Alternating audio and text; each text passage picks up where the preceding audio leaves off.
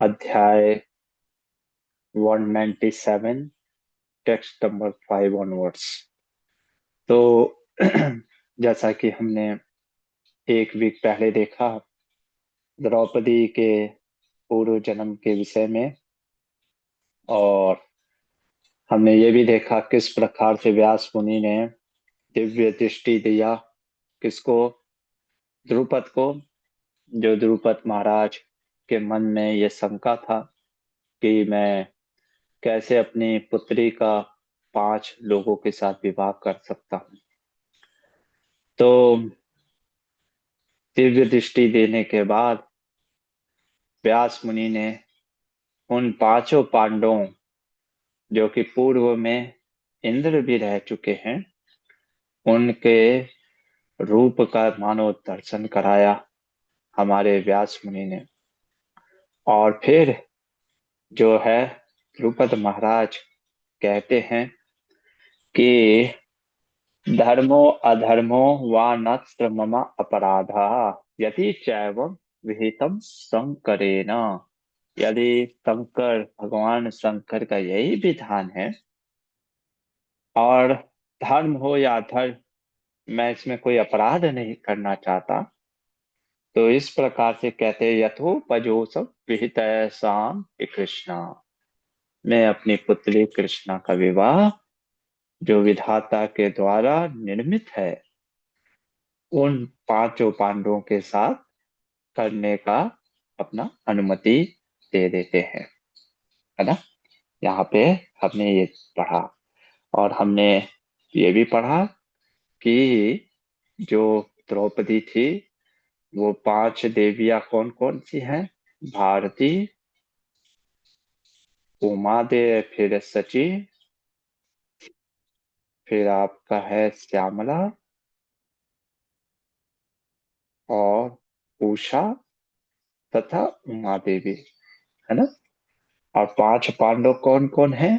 5 पांडव हो गए हमारे, भारती के सामने मैं ऐसे लिख रहा हूं, जो भीम, सची के अर्जुन, श्यामला के युधिष्ठिर, उषा के नकुल एंड सहदेव, है ना। और उमा देवी के कोई हस्बैंड नहीं होता है श्राप के कारण, है ना। तो अब इसके बाद आगे बढ़ते हैं। वैशंपायन जी क्या बोलते हैं? तो वैशंपायन जी कहते हैं कि व्यास मुनि जब इस प्रकार से सारे शंकाओं को दूर कर दिए, और जैसे भगवान श्री कृष्ण ने बोला था यथा इच्छासी तथा कुरु, वैसे ही वैशंपायन जी कहते हैं कि व्यास मुनि ने जब कहा हमारे द्रुपद महाराज को कि अब आपकी जो इच्छा है वो करिए, तो उन्होंने भी हाँ भर दिया कि नहीं, मैं अपनी पुत्री का विवाह करना चाहता हूँ।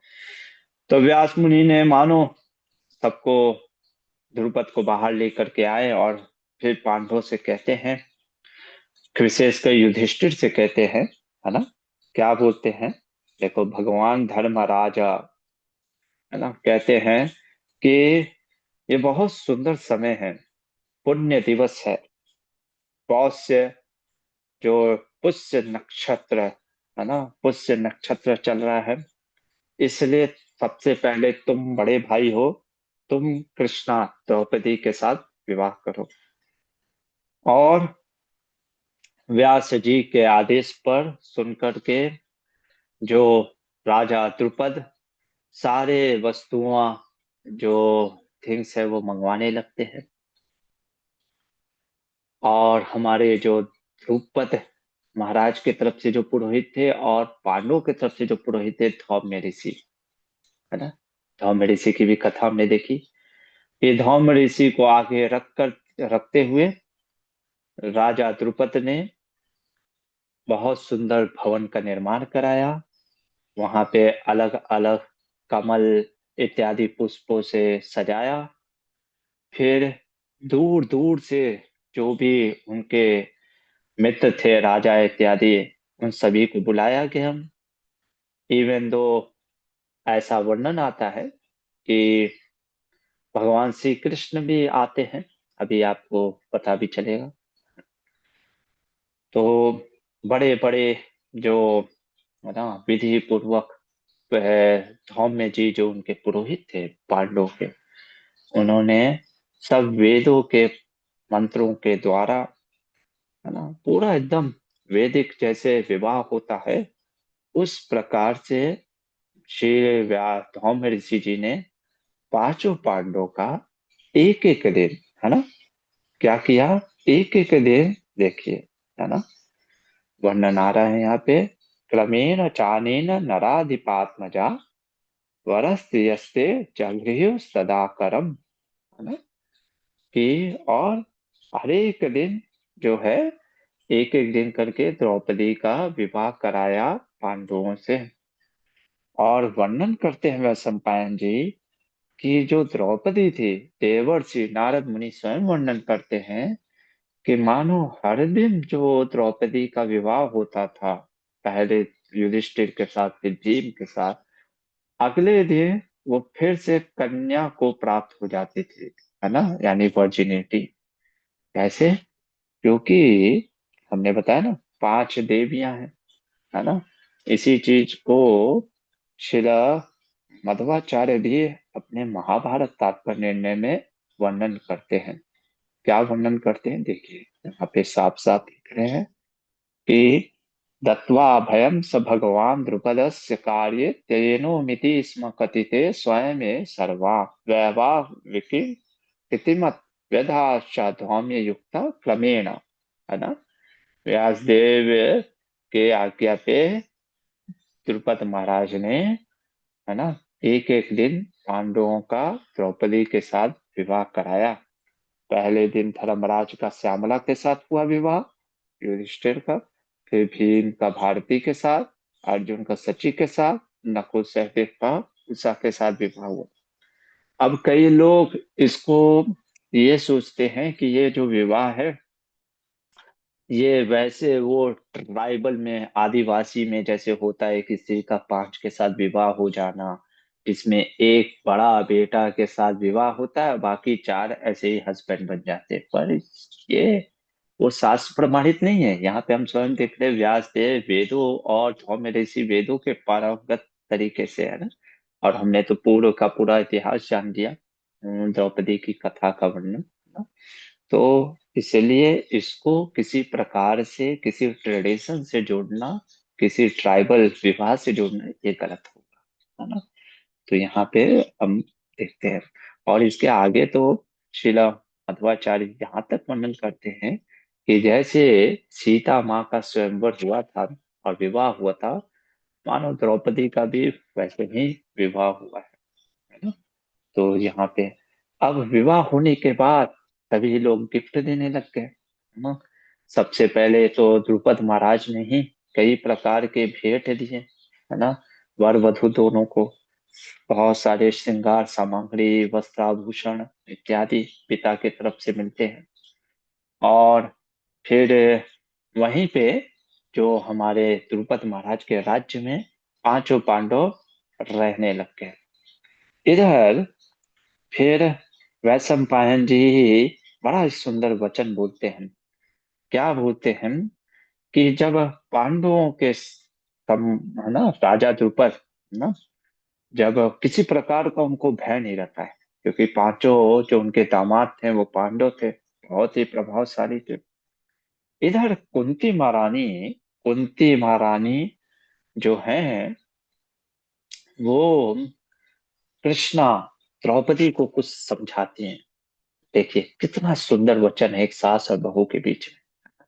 ये पढ़ना चाहिए, जब हम पढ़ेंगे तभी सास बहू के जो, है ना, हम देखते हैं इतना दिक्कत समाज में है, वो हम माँ बाप नहीं पढ़ने के कारण ही होता है।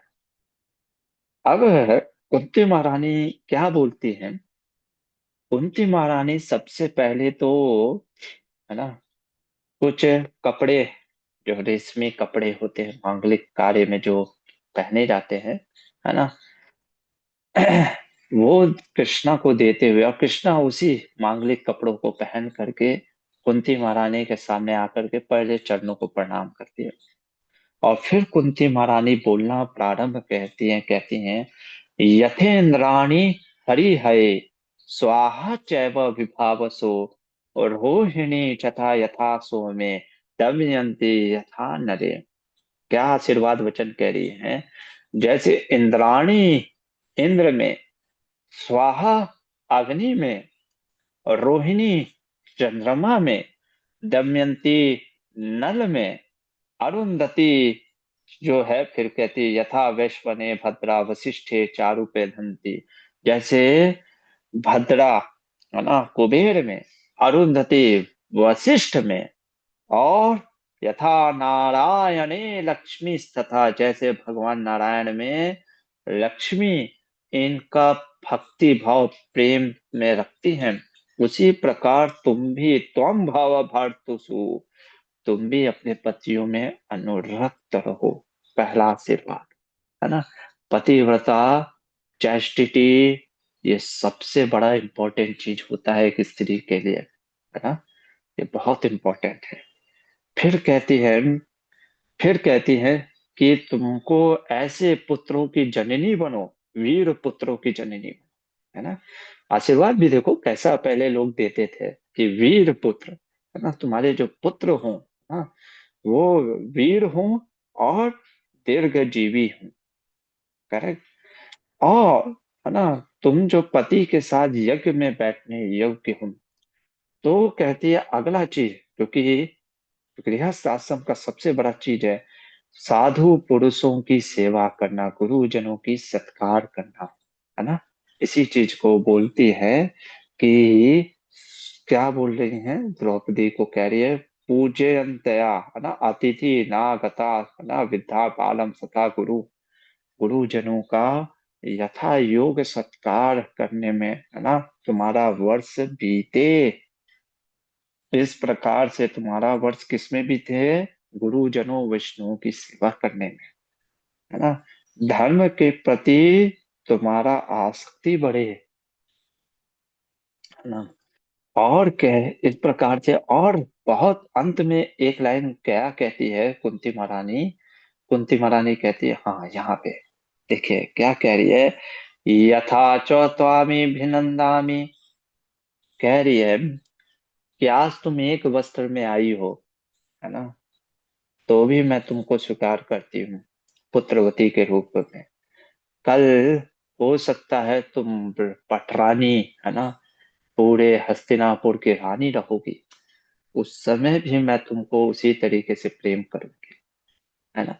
यानी समय के साथ, मतलब ये नहीं कि पैसा आ गया तो हम बदल जाएंगे, या हमको राज्यपाट या मैं राजमाता हो जाऊंगी तो तुमको उतना सम्मान नहीं दूंगी।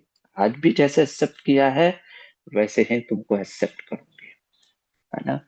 और आपको एक और चीज मैं बताता हूँ, है ना, कुंती महारानी, हमारे आचार्य बताते हैं कि मानो देखो जैसे कई बार हम सोचते हैं कि अनासक्त मतलब सिर्फ त्याग, त्याग का मतलब होता है कि हम ये सोचते हैं कि गेरुआ रंग पहन लेना। नहीं, हर आश्रम में कुछ ना कुछ त्याग होता है। जैसे एक माता कुंती, जब एक माँ के लिए सबसे बड़ा त्याग क्या होता है, या अनासक्त या डिटैचमेंट कब सीखना चाहिए माँ को, जब उसके बेटों की शादी हो जाती है, मैरिज हो जाता है जब बच्चों का, तब उसको ये समझना चाहिए कि अब मेरे बच्चे जो हैं वो सिर्फ मेरे बेटे ही नहीं, किसी के पति भी हैं, है ना।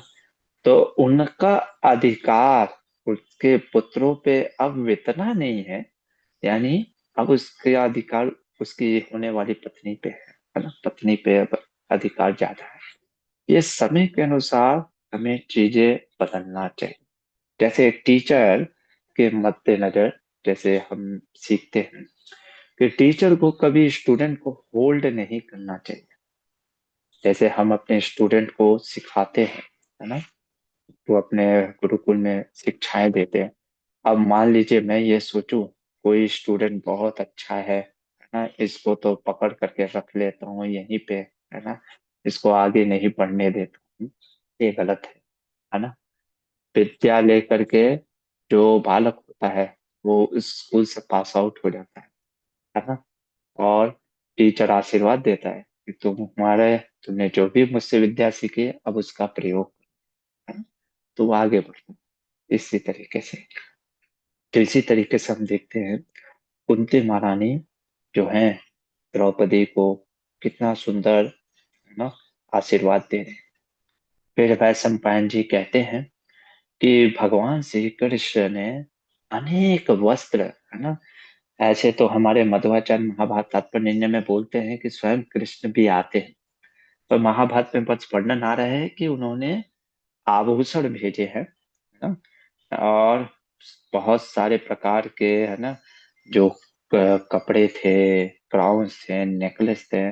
बल्कि इवन तो कुंती महारानी के लिए, जो कि एक विधवा स्त्री थी, उनके लिए भी, है ना, हमारे भगवान श्री कृष्ण ने भेजा था। देखिए यहाँ पे वर्णन था, हाँ, कि है ना, अपने है ना, सनाम पृथक पृथक तात पृथक एव योगान्यात् तथावथा पित्व पितस्व वसुरात्मयो गयम, है ना। ये जो उनकी मैटरनल आंट थी कुंती महारानी, उनके लिए भी उन्होंने, है ना, देखिए यहाँ पे अथा पितरस वसु कुंतया, कुंती महारानी के लिए भी गिफ्ट भेजते हैं हमारे भगवान श्री कृष्ण। और अनेक प्रकार के, हाँ, और भी चीजें भेजते हैं, जैसे कि रत्न भेजते हैं, गज हाथी भेजते हैं, फिर घोड़े भेजते हैं, और व्यास देव भी प्लस करते हैं, व्यासो दयादि। इसका अर्थ ये है कि ये जो विवाह था, इस विवाह का स्वीकृति स्वयं भगवान श्री कृष्ण और व्यास मुनि और स्वयं भगवान शिव का है। तो इस पे हमें किसी प्रकार का संदेह नहीं होना चाहिए कि ये जो विवाह है ये धार्मिक नहीं था या वैदिक परंपरा के द्वारा, ऐसा नहीं सोचना चाहिए। यहाँ पे अध्याय 198 समाप्त होता है। फिर वैशंपायन जी आगे बोलते हैं, क्या बोलते हैं, कहते हैं कि जब, हे राजन, उसके बाद जब द्रौपदी का विवाह पांचों पांडवों के साथ हो गया, तो अनेक राजाओं को अपने गुप्तचरणों से पता चला। क्या पता चला? कि ये जो द्रौपदी का विवाह हुआ है वो पांडवों के साथ हुआ है। जिसने धनुष पे प्रत्यंचा चढ़ाई थी वो साक्षात अर्जुन था, है ना। जिसने शल्य को उठा करके पटका था वो भीमसेन थे। यानी वो जो ब्राह्मण के वेश में जो बैठे हुए थे वे सभी के सभी पांडव ही थे। ये सुनकर के लोगों को बड़ा आश्चर्य हुआ। अरे हमने तो सुना था कि पांडव तो मर गए वो लाक्षागृह में, है ना। तो कई लोग फिर कोसने लग गए, किसको? इनको, धृतराष्ट्र को, कि धृतराष्ट्र की दुर्बुद्धि देखो, है ना, कि इन लोगों ने पांडवों को मारने के लिए क्या क्या प्रयोग नहीं किया, है ना। लेकिन पांडव अपने धर्म के और सदाचार के कारण बच निकले, है ना। इस प्रकार से बोलते हैं कि मानो वो तो बच निकले। अब जब शकुनी को ये बात पता चली तो, है ना, शकुनी क्या बोलता है ना, महाभारत में वर्णन आता है कि शकुनी ने कहा, अभी ये लोग जा ही रहे थे, अभी ये लोग हस्तिनापुर पहुंचे नहीं थे, है ना। मध्वाचार्य वर्णन करते हैं कि ये लोग अभी निकल रहे थे, है ना। ये सारे जब गिफ्ट मिल रहे थे, है ना, इवन दो, जब कई, मतलब लगभग 1 साल तक ये लोग रहते हैं उसी पंचालय देश में, पांडव लोग। तो ये जब इधर जो शकुनी को पता चलता है, शकुनी सबसे पहले तो दुर्योधन, दुशासन और कर्ण, ये जो चार है ना, इनसे कहता है कि देखो, इससे पहले कि है ना ये कृष्ण, बलराम जी और बाकी अन्य चेदीराज, शिशुपाल इत्यादियों को पता चले कि पांडव जीवित है, वैसे तो पता चल ही चुका था, पर ये सोच रहा था कि अभी पता नहीं है, इसी समय हम आक्रमण करके इनको मार डालते हैं किसी प्रकार से, है ना। क्योंकि मेरी राय में जब शत्रु अभी पूरी तरीके से मतलब तैयार ना हो, है ना, उसी समय उसको मार देना, है ना, मेरे ख्याल से हमें यही कार्य करना चाहिए।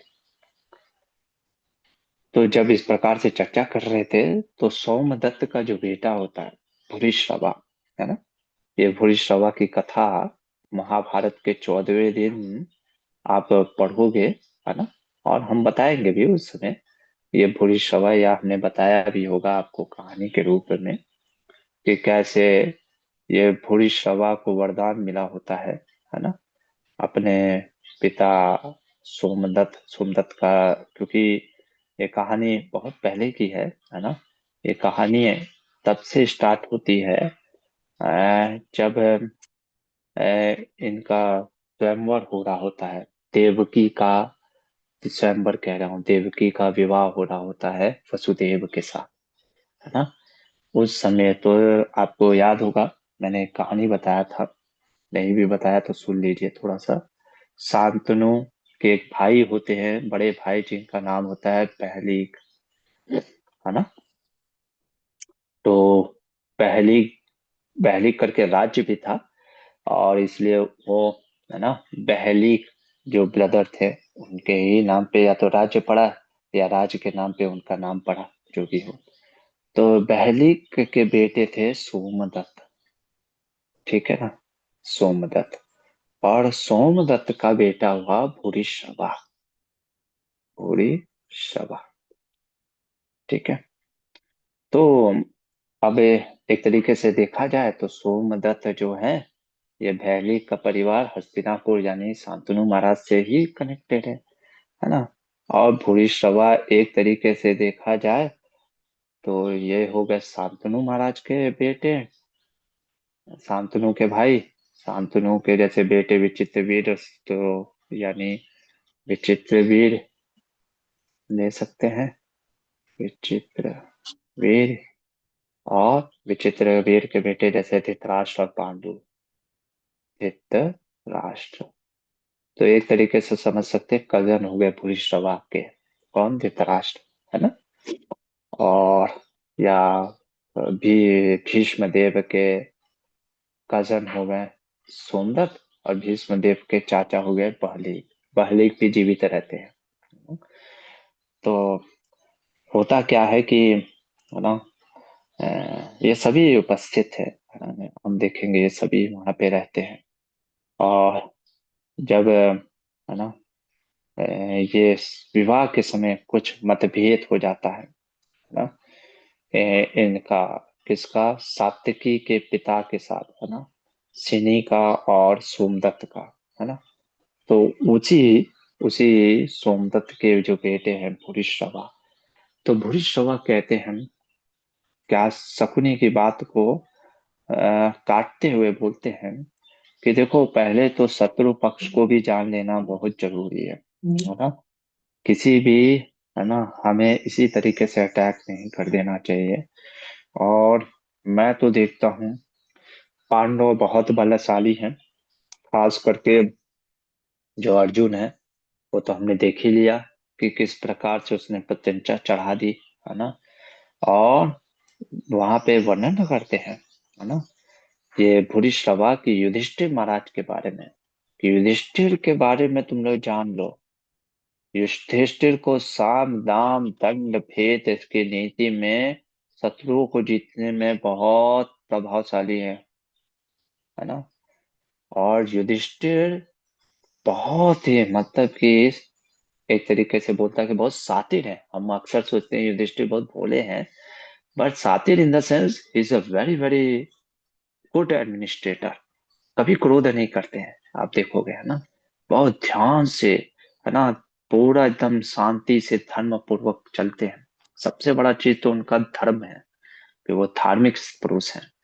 और वो जानते हैं कब क्या कार्य करना है ना। मैं तो कहता हूँ इंद्र भी अभी इन पांडवों का कुछ नहीं बिगाड़ सकते। क्यों? क्योंकि स्वयं कृष्ण और बलराम दोनों खड़े हैं इनकी रक्षा के लिए, है ना। तो इस प्रकार से, है ना, आपस में चर्चा होने लग रही थी इन दोनों में। सब तो कहते कि नहीं, अभी अटैक करना सही नहीं होगा। तो इसके बाद कैमरा को, है ना, व्यास मुनि मानो उधर शिफ्ट करते हैं हस्तिनापुर में। और हस्तिनापुर में ये बताते हैं कि जब कृष्णा का, है ना, जो विवाह, है ना, जो इनसे हो गया, इनके साथ पांडवों के साथ, तो अ,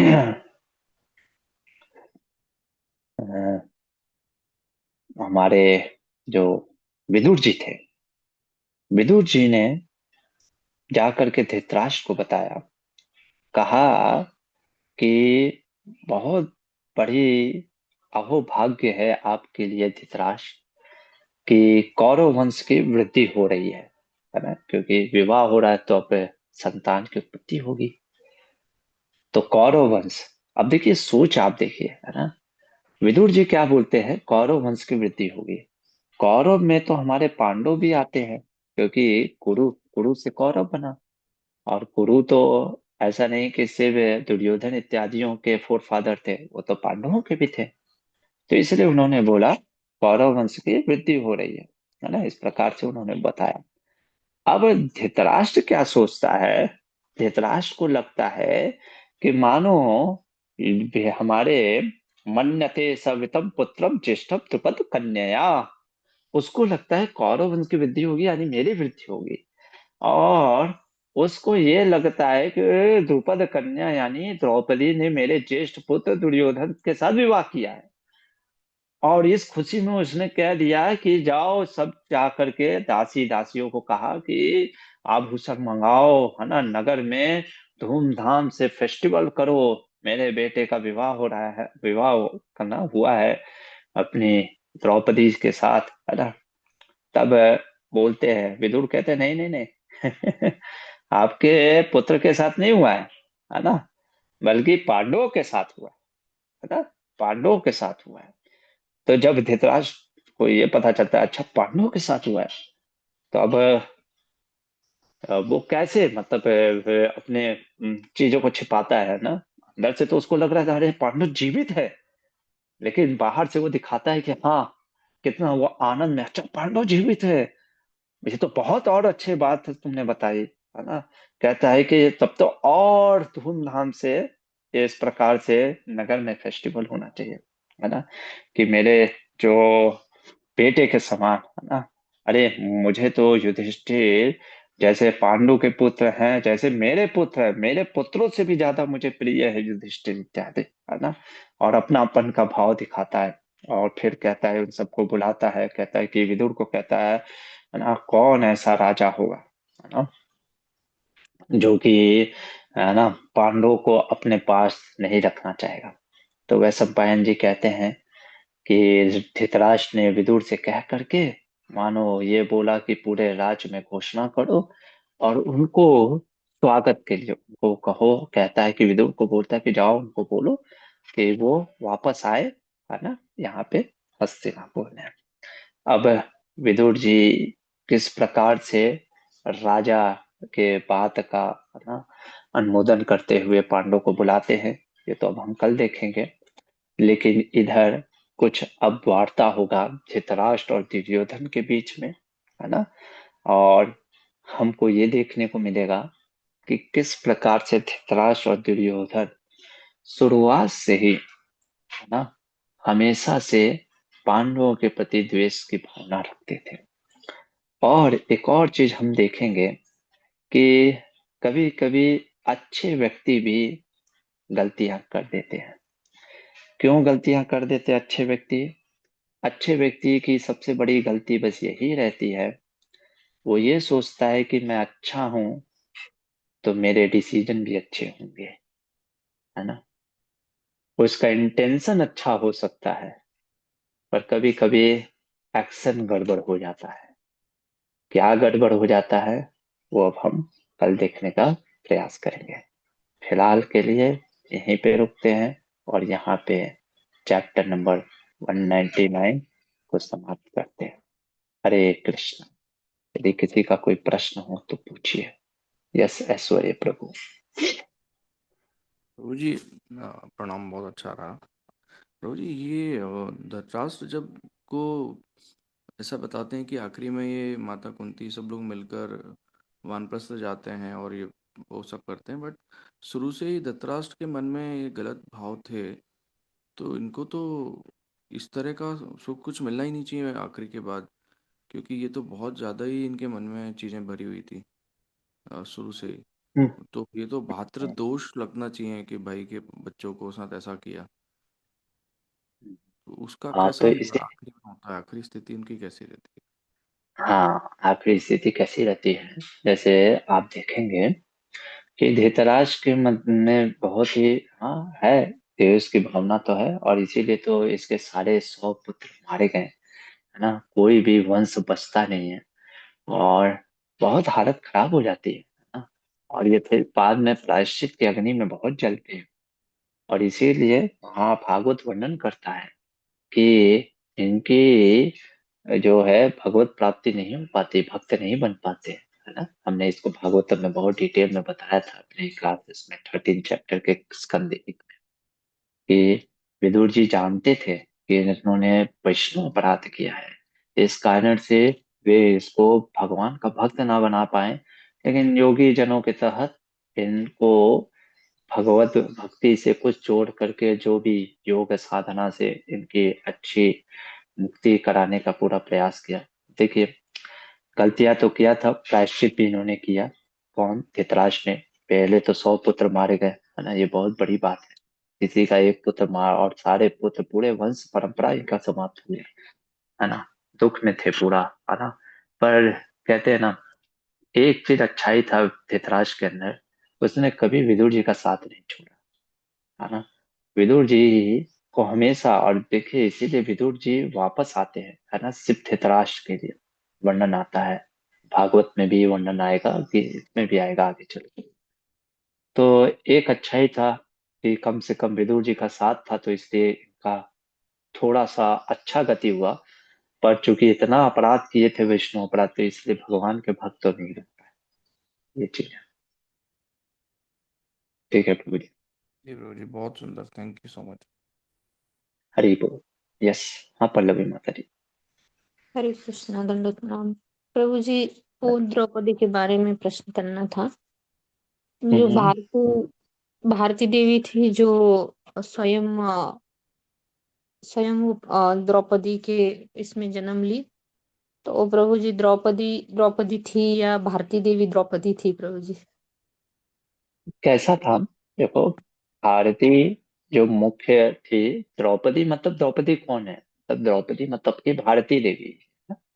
भारती देवी मुख्य थी, और बाकी जो चारों जो देवियां थे, वो अंदर मतलब जैसे एक शरीर में जैसे होता है ना, कई आत्माएं होती है, पर एक प्रमुख आत्मा होता है। तो भारती देवी जो प्रमुख थी, है ना, वही जो इस द्रौपद युग में जो जन्म लेती है, जिनका नाम द्रौपदी पड़ता है, कृष्णा पड़ता है, पांचाली बोल लीजिए, है ना, वो थी। ठीक है। जी प्रभु जी, हरे कृष्ण। हरि बोल। और किसी का कोई प्रश्न? चलिए तो फिर यहीं पे रुकते हैं, और कल इसके आगे देखेंगे कि क्या होता है धृतराष्ट्र और दुर्योधन की वार्ता। और आगे ये भी देखने का प्रयास करेंगे कि क्या एक गलती करते हैं एक बड़े महान व्यक्ति। ठीक है। फिलहाल के लिए यहीं पर रुकते हैं। ग्रंथराज महाभारत की जय। शिला प्रभुपाद की जय।